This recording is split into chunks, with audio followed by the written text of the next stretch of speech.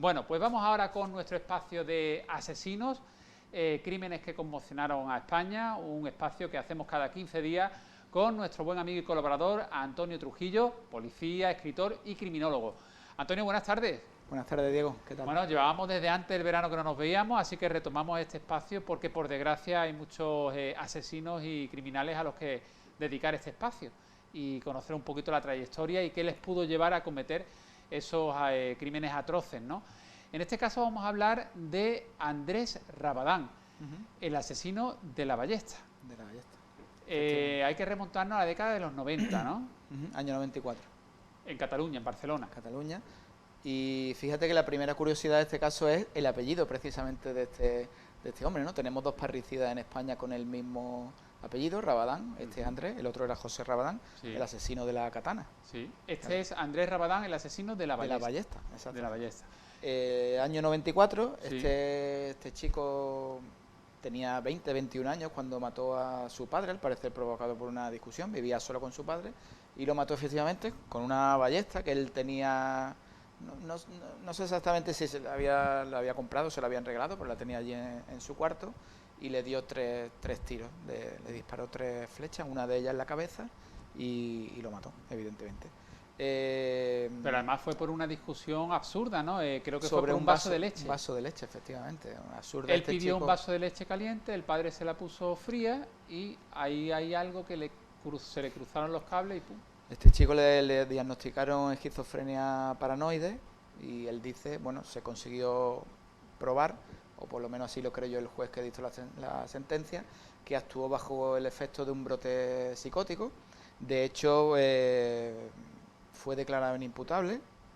Lo que se le puso no fue una pena como tal, sino una medida de seguridad, y se decretó que tendría que estar internado durante 20 años, que además se dio la circunstancia que ahí fue justo en el año 95, se aprobó el Código Penal que está vigente en la actualidad, que decía que las medidas de seguridad no pueden tener una duración ilimitada, porque antes se daba la circunstancia que por cualquier delito leve, una persona que tuviera una enfermedad mental que fuera declarada inimputable podía estar en un ingreso, digamos, psiquiátrico, se le decía, pues de manera indefinida. De por vida. Hasta que los médicos que lo atendían o la Junta de Tratamiento de una prisión considerara que ya no representaba ninguna amenaza.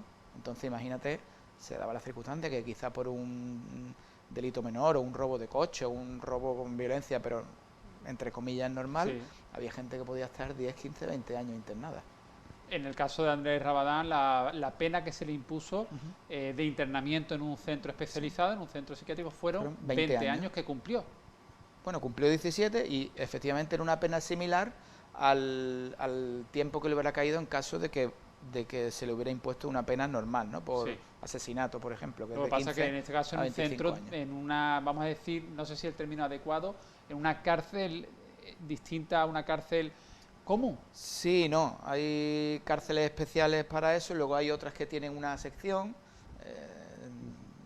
depende, ¿no? Fue dando saltos por varias en Cataluña. Sí, lo que sí que llama la atención también dentro de la trayectoria, ¿no?, de Andrés Rabadán, aparte de asesinar a su padre, también fue acusado de descarrilar 3 trenes de cercanía.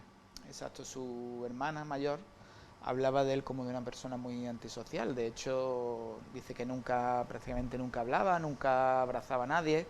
Su madre se suicidó cuando él era muy joven, un niño, tenía 8 o 9 años, y dice que desde entonces él se volvió eso, raro, introvertido, y habla de él, que cuenta que él odiaba a todo el mundo. De hecho, él mismo, el propio Andrés Rabadán, cuando en una entrevista le preguntaron sobre el caso este de los trenes, él decía que él pensaba que todo el mundo le perseguía. Él lo hacía, de hecho, dice que lo hizo, por intentar que dejaran de atosigarlo, ¿no? Decía, o sea, se sentía acosado por la sociedad, por quien lo rodeaba. En el caso del crimen que cometió con su propio padre, fijaros, ¿no?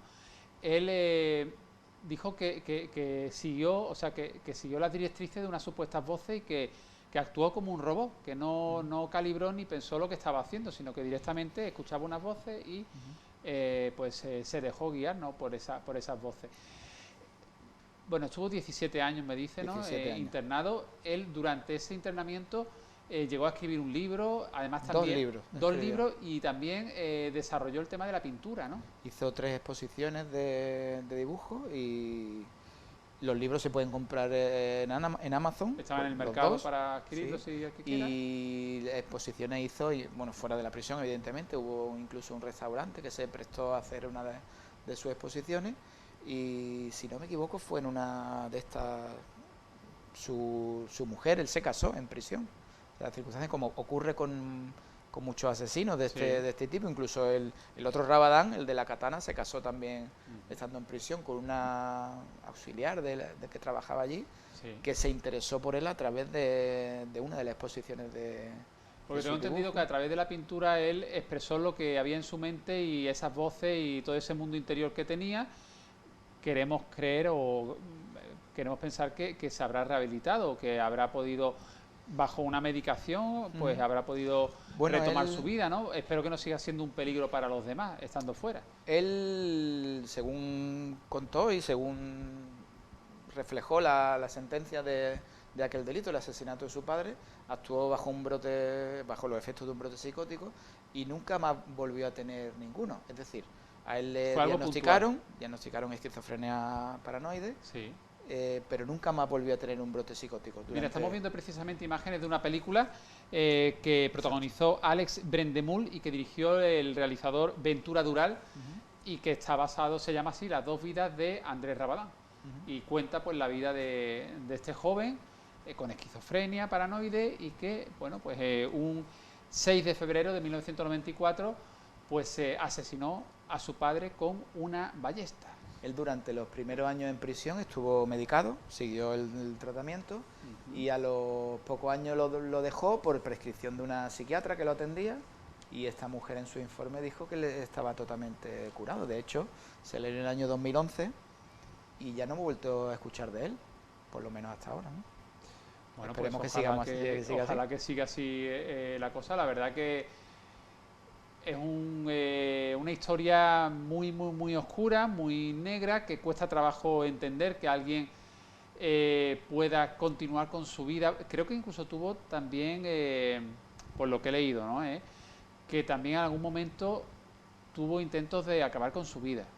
Él tuvo en prisión un intento de suicidio, aparte de 3 intentos de fuga. Luego, aparte, se le alargó también la condena por amenazas, porque envió una carta amenazante a una trabajadora de allí. Pero bueno, aparte de eso... Luego ya llevó una trayectoria más, vamos a decir, positiva para él y para su entorno, ¿no? Hay que aclarar también que en la esquizofrenia paranoide, la mayoría de los enfermos mentales que cometen delitos graves se diagnostican con este tipo de esquizofrenia paranoide, pero por otro lado hay que aclarar también que evidentemente todos los enfermos mentales no son peligrosos, ni mucho menos. No Incluso hay estudios que dicen que incluso entre los esquizofrénicos paranoides el porcentaje de los que cometen delitos graves es incluso menor que entre la gente que no tiene enfermedades mentales. O sea que, sin embargo, por eso, pero muchas veces nos llama la atención este tipo de... Claro, y este tipo de noticias o de episodios de la crónica negra, al final es verdad que hay que reconocer como un medio de comunicación que cuando lo contamos así parece que estamos generalizando, claro, pero se pone énfasis y se puede llegar a estigmatizar a todo un colectivo, a unas personas que tienen esa enfermedad y que medicados no tienen por qué al final cometer pues este tipo de crímenes, ¿no? Yo me estaba planteando, este hombre pues entendemos que habrá rehecho su vida, me cuentas que se casó, que se enamoró, salió de ese centro de internamiento después de 17 años. Cuando alguien que ha cometido un crimen tan atroz, que ha sido además tan mediático, porque en su momento pues tuvo mucha repercusión, ¿no?, en los medios, ¿cómo puede rehacer la vida en una sociedad en la que su nombre suena, su cara pues se ha visto en muchos medios de comunicación? En ese sentido, la justicia, o no sé si la policía, facilita, por ejemplo, pues el cambiar de ciudad, el cambiar de identidad. ¿Es posible para estas personas o tiene que acarrear lo que hizo y aunque ya haya cumplido su condena, pues vivir con... Bueno, pues en cierta forma va a estar señalado, ¿no? Si se sigue llamando igual y no ha cambiado mucho su aspecto, algunas personas lo van a seguir reconociendo por la calle.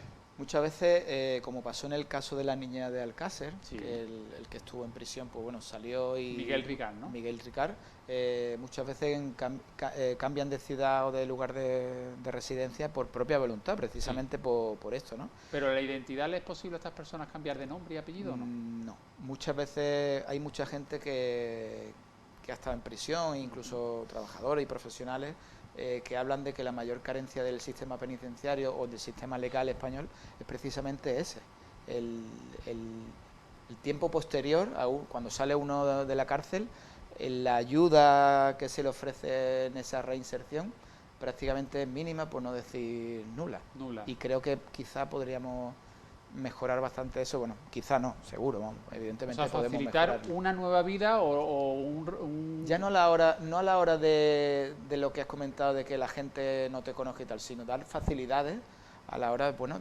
imagínate una persona que lleve 15 o 20 años en prisión, que no tenga ya ningún oficio, porque aunque lo tuviera, pues Claro. ya se le ha olvidado. Necesita formación. No tiene, hay gente que sale y no tiene familia, no sabe hacer nada. Si se enteran además, si sabe, gente que lo conoce, no le da trabajo. Entonces hay gente que no tiene ninguna salida. Bueno, se ha dado el caso de delincuentes que terminan su condena, tienen una oportunidad de rehacer sus vidas en el sentido de que ya no están en prisión, pero que vuelven a cometer un delito para volver a prisión, Exacto. porque ya no encuentran su sitio fuera Exacto. de la cárcel. Porque no saben ya vivir de otra manera. Sobre todo, evidentemente, se da en el caso de condenas largas, Claro.